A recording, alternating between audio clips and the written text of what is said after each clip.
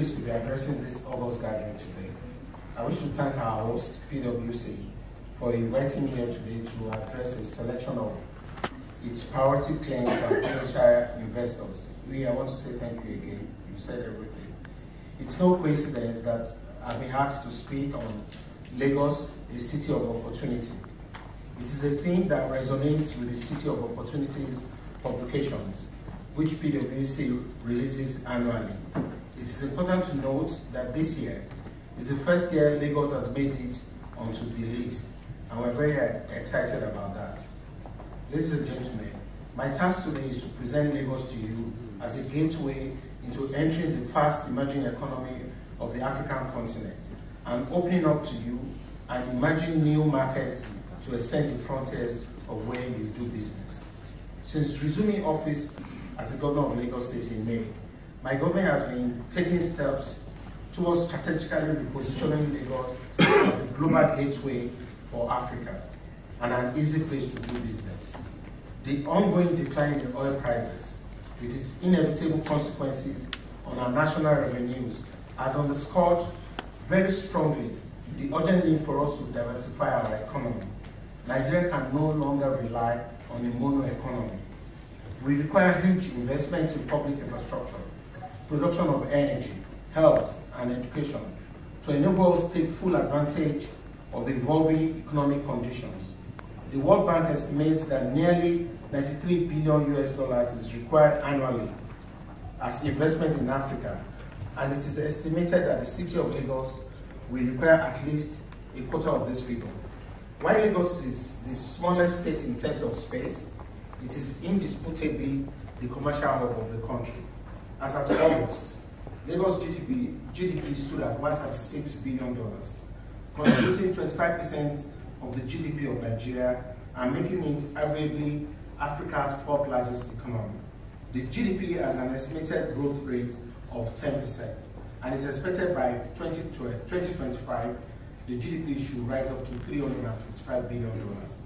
At present, 18 of the Fortune 500 global companies have a presence in Lagos State.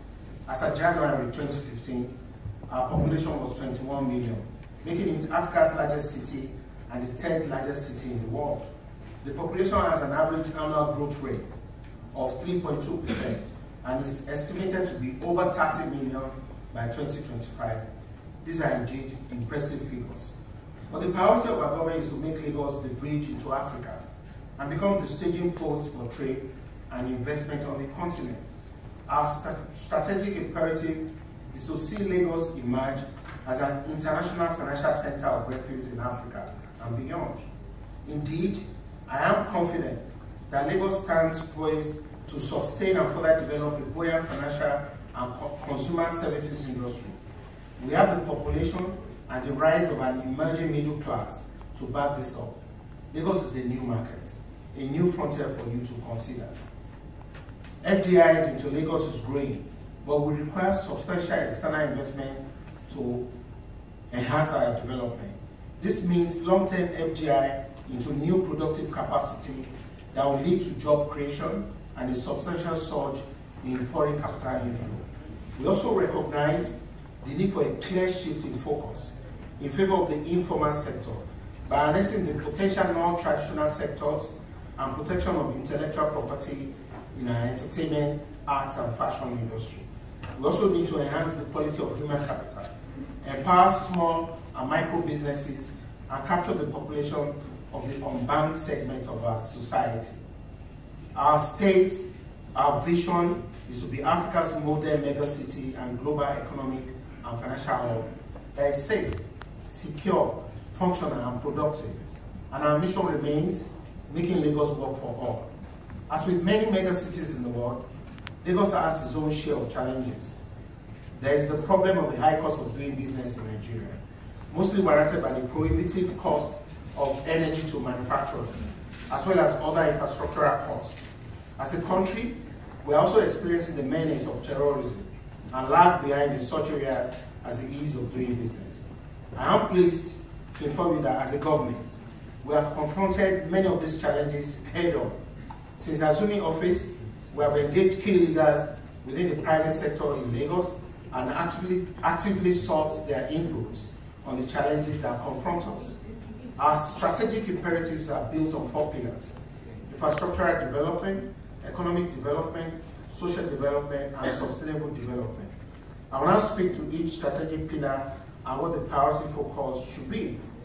Economic development, and under it, we want to actually lay emphasis on the ease of doing business.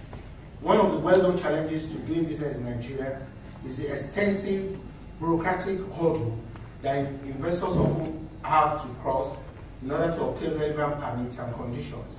One of the first things I did upon assuming office was to create the Office of Overseas Affairs and Investment, which we fondly call the Lagos Global. The office, which is placed directly under my supervision, is a one-stop shop. It's the focal point for all investment matters coming to Lagos, whether from within or outside Nigeria. My special advisor in charge of that office, Professor Abbas, is here with me. I hope all of you will get the chance to engage and bombard him for more information. I seize this opportunity to inform you that plans are well advanced to revolutionize the current position through an ambitious investment in a new digital land administration system.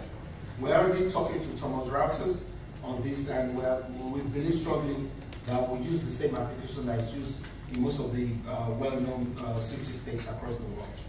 We need bold moves like that to make a difference.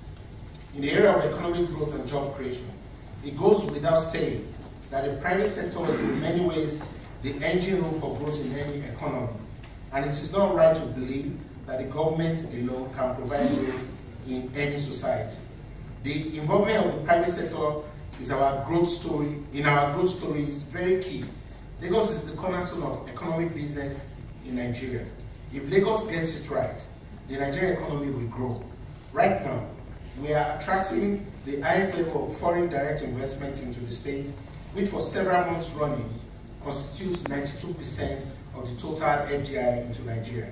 As a government, we see ourselves as enablers and regulators of our economy, creating an enabling environment for the private sector to thrive. The key areas we're targeting for economic development and job creation are financial services and insurance, power, agriculture, tourism, manufacturing, consumer services, construction, health and education. We need industries that will create jobs. Lagos has the capacity to take any sector of the economy. The financial services industry is huge in Lagos, and that's the major potential for us. When you look at the landmass in Lagos, 1/5 of it is water. Imagine how much that can be done, in the areas of tourism. My administration created the Ministry of Wealth Creation and Employment, specifically to foster enterprise and help people into work at the bottom of the pyramid. Through the new Wealth Creation Initiative and Employment Trust Fund, our ultimate goal is to be able to create jobs for our younger ones. About 65% of Nigeria's population is under the age of 35. This group is the most dynamic and constitutes a critical factor in our national development. As a government, it is our priority to maximize our burgeoning youth population for national advancement. The rapid urbanization in Lagos State, with its magnetic attraction for people from other parts of the country, have inevitably put pressure on the existing infrastructure.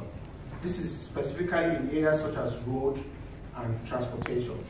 Dealing with the persistent traffic gridlocks is of utmost importance to my government. Transportation is one of the biggest challenges facing Lagos. We're looking at the potential of rail and water-based systems and work with the private sector to deliver this project. We're putting in place the finances we need to enable us to make our plans a reality. Similarly, this administration is determined to ensure that all roads in Lagos State are in good condition.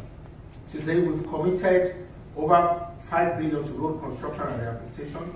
We will pump more funds into road infrastructure in this present quarter, and we need investment to build major bridges and roads. In the same vein, we're on track on the construction of a $1.5 billion Badagry deep sea port, which should actually start next year. We cannot afford to have just one port in the whole of Lagos State. So besides the Badagry deep sea port, we are also considering another deep sea port in the Lekki axis.